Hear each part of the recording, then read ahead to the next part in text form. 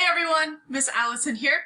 We're going to take a look at your directions for your monkey's paw formative. Remember that a formative assessment is like a quiz. It's a check-in on your skills so far and going to give us some really good data on how you're doing. All right, so let's take a look here.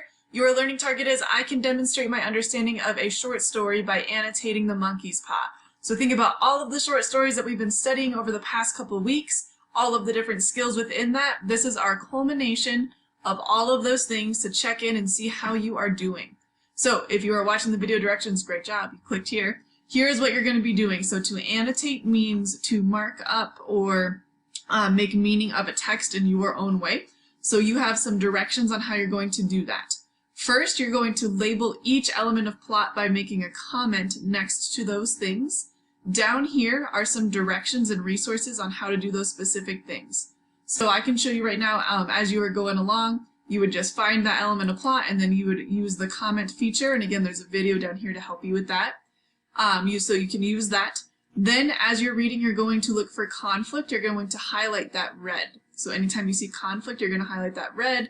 And then you are going to make sure that you comment next to what you highlight to make sure that you are explaining what that means. We're going to do the same thing with symbols. Those will be orange. You're going to comment next to those, talk about what they symbolize. Setting will be green. When you learn about that, you can annotate that and then comment on what you think that means. Point of view is going to be purple, and then you are going to talk about how does the point of view impact the story. You'll comment on that.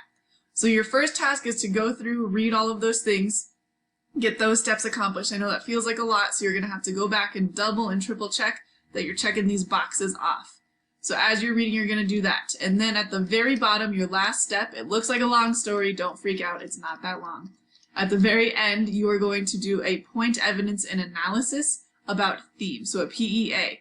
You have gotten feedback on those on the assignments you've been working on. We also have resources linked to help you with that. But that is your final step to your formative here.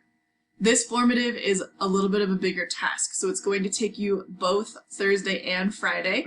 It'll be due at the end of our school day on Friday, so make sure you're getting that accomplished. You also have the opportunity to get a little bit of help if you do need it. You can always reach out via email or visit office hours for a little bit of guidance if you're confused on these directions. So hopefully this helps you guys get started. The other thing I want to show you is our resources right here. There are lots and lots and lots of resources here that can help you, including our rubrics, an audio of the story if that helps you. We have all of the different mini lessons that were embedded in all of those short stories that can help you.